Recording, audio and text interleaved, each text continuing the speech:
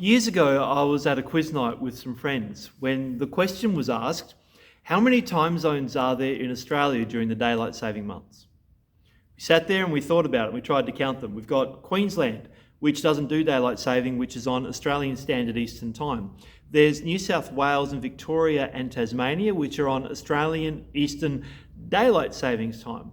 The Northern Territory, who doesn't do daylight saving either, is on Australian Central Standard Time. South Australia, which does do daylight saving, is on Australian Central Daylight Saving Time. And then you have West Australia, which is on Australian Western Standard Time. I think that's what they call it. And so we counted them through and we counted 5. I debated that though. I actually argued pretty strongly that Australia has 6 time zones during the daylight saving months. Because you see, a number of years before that, I was living in Perth and I was crossing the Nullarbor Plain on my motorbike. And I got to a sign, I think it's just before Border Village, which is on the border, obviously, of South Australia and Western Australia. There's a roadhouse there. And just before, I think it's just before that roadhouse, there is a sign asking travellers to turn their clocks and watches back 45 minutes.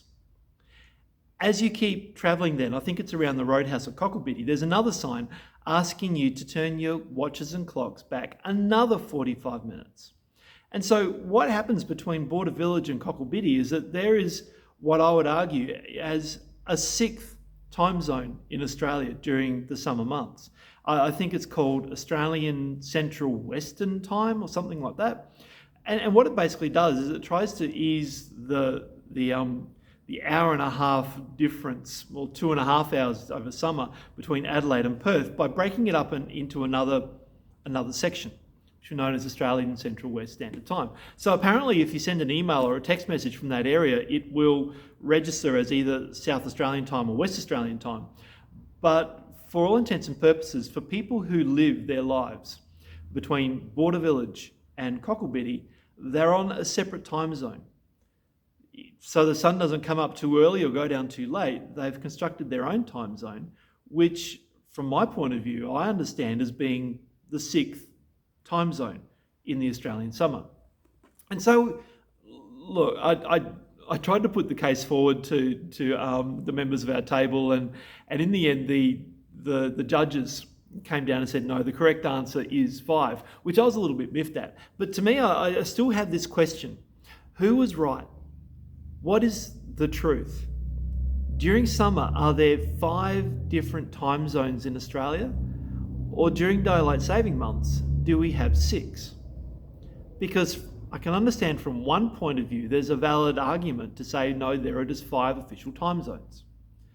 But based on my experience and from the travels, and for anybody who's travelled the Nullarbor, there's a very good case for arguing that the truth is that there are 6 with this Australian Central Western Time.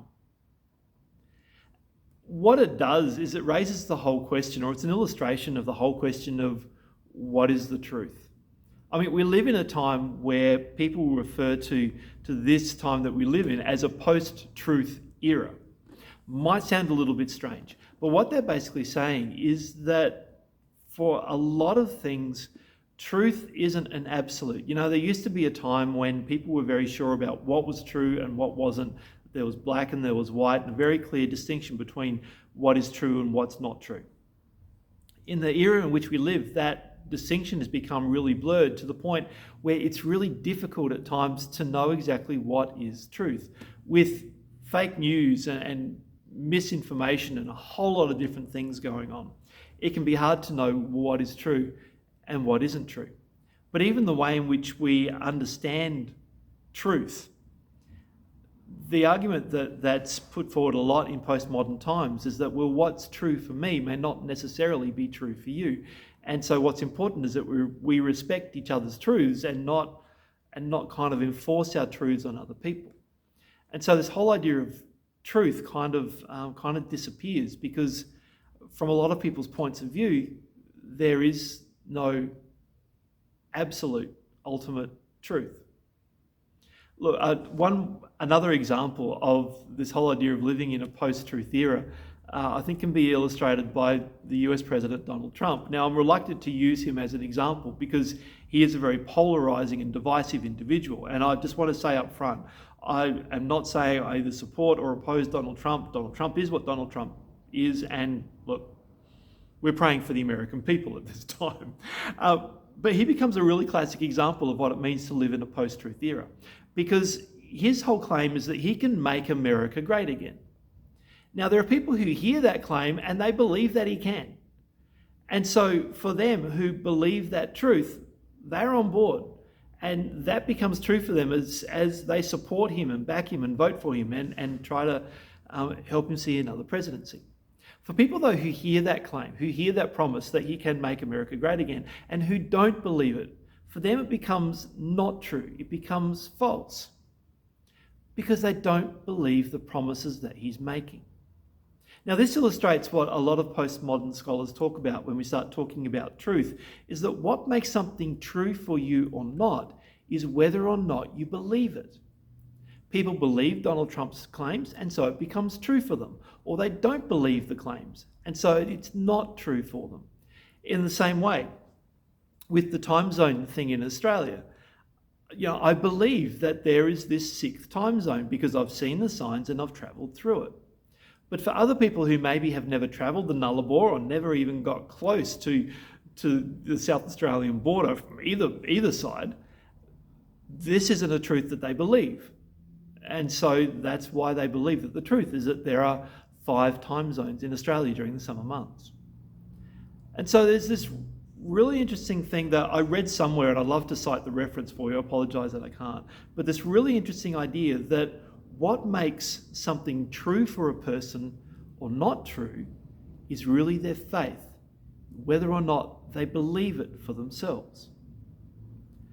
Which for Christians is a really important thing to hang on to. Usually when we start talking about truth and the whole relationship between ultimate and relative truths, whether there is one overarching truth or whether there is a truth for me and a truth for you, Christians kind of jump onto the absolute truth kind of side of things and go, yes, there is absolute truth. The Bible is absolutely true for us, and any talk about relative truth undermines the essence of the Bible or the message of the Bible. I'd actually like to challenge that idea, because sometimes I think the Bible, in the truths that it presents, can be a whole lot more relative than we think it is. For one example, in John's Gospel, Jesus talks a lot about truth, and John himself refers to truth a lot. It's really interesting to read John's Gospel from the perspective of Pilate's question, where he asks, what is truth? Because one of the main themes that comes out of John's Gospel is actually answering that question. What is truth for us? And there's this really interesting passage in John chapter 8, which is the gospel reading for Reformation Sunday, which we're celebrating this Sunday, the last Sunday in October. There's an interesting reading from John chapter 8 from verse 31 where Jesus talks about truth. John writes from verse 31, Jesus said to the people who believed in him, "You are truly my disciples if you remain faithful to my teachings, and you will know the truth, and the truth will set you free." Now, I'm reading there from the New Living Translation. And so Jesus is talking about truth. Now, we can talk a lot about the truths that Jesus is talking about because, again, different Christians will understand that in different ways. But what's important to remember is that what becomes true for us in the person of Jesus becomes true for us through faith in him. And so, yes, we can talk about ultimate truths, but really the truth that Jesus is all about is not so much about debating ideas or arguing about concepts or even discussing theology, but when Jesus talks about truth, he's talking about something different. You see, in John chapter 14, Jesus says, "I am the way, the truth, and the life." And so Jesus identifies himself as the truth. Now, there are a whole lot of different truths that we can talk about. An historical truth is different from a mathematical truth, which is different from a moral or an ethical truth.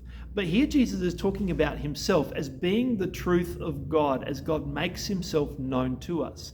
In other words, if we want to know who God is, the way we find the truth about God is going to Jesus.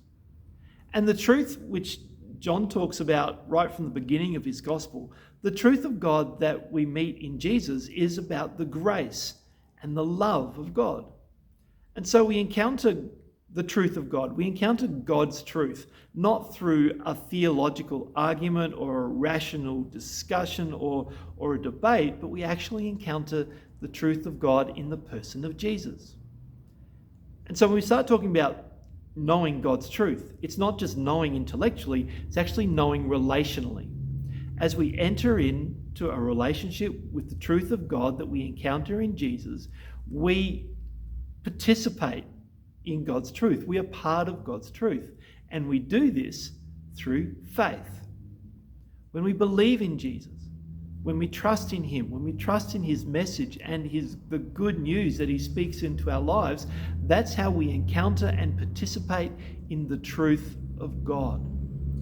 And it's not about rules or expectations or all the sorts of things that we like to kind of associate with organized religion. It is a person who embodies God's grace and love and sacrifice to us as he goes to the cross and as he's risen to new life. So it's a really different idea to start thinking about truth, not so much as an idea, but as a person. And one thing that the postmodern theorists who talk about truth have helped us understand, and maybe we can connect with a little bit more, is that we accept this truth, the truth of Jesus, and we participate in that truth through faith, by believing in Jesus. And so in some ways, I don't bother arguing theology or Christianity with people anymore, because it's not going to be true for them because they don't believe it. And look, there's a whole lot that goes along with that. I understand that. But really what it says to me is that there's no point arguing about the truth of the claims of Jesus, because until the Holy Spirit reveals that to them and opens their minds and opens their heart to the truth that we find in Jesus, or the truth that we actually find as Jesus, we can argue until the second coming, but it's not going to make any difference. Yes, we can give witness to our faith, but what I'm wondering is whether there's a better way to actually give witness to our faith than having an argument. Because see, when we accept the truth of God that we see in Jesus, or that we encounter in Jesus, and when we live in that truth by rearranging our lives and reprioritizing our lives around the truth of God's grace that we meet in Jesus, that becomes the most powerful witness we can give. It becomes a lot more effective than trying to have an argument. When we live in the truth of God's grace in Jesus and then live out that truth in our relationship with other people, when we do all this in faith, in the love of God that we encounter in Jesus, that tells people what we believe and the truths that are the foundation and the bedrock and the heart of our lives. And so, like I said, I don't argue biblical truths with people anymore. Instead, what we could be called to do is to anchor our lives in the truth of Jesus and then let that show in the way we live our lives and the way we relate to other people, and the way we function as community. Now, this might not sound like a very good Reformation Day message, because I haven't talked about Luther and I haven't talked about church doors or theses or Wittenberg or anything like that. But that's kind of the point, because I think if we were to ask Luther, for him the Reformation wasn't about church doors or theses or protests or things like that. The Reformation was all about Christ being the truth of God that we can encounter through faith in him. And that becomes our truth when we trust in him and believe in the good news of Jesus. And so this Reformation Day, I don't want you to go out and start arguing about truth with people, but instead to ask yourself, what is true for you? Whether the truth of God that we encounter in Jesus, of his grace and his love and his mercy and his peace, that is the truth on which you build your life. Because as we accept this truth in faith, it shapes us, it shapes our lives, it shapes our relationships, it shapes our communities. And that becomes a much better witness to an unbelieving world than any argument. And so I'm not afraid of the post-truth era, because it gives us a chance to talk about faith. The question is, what do you believe? Are you trusting in Jesus as the truth of God revealed to you? And then how do you live that out in your life?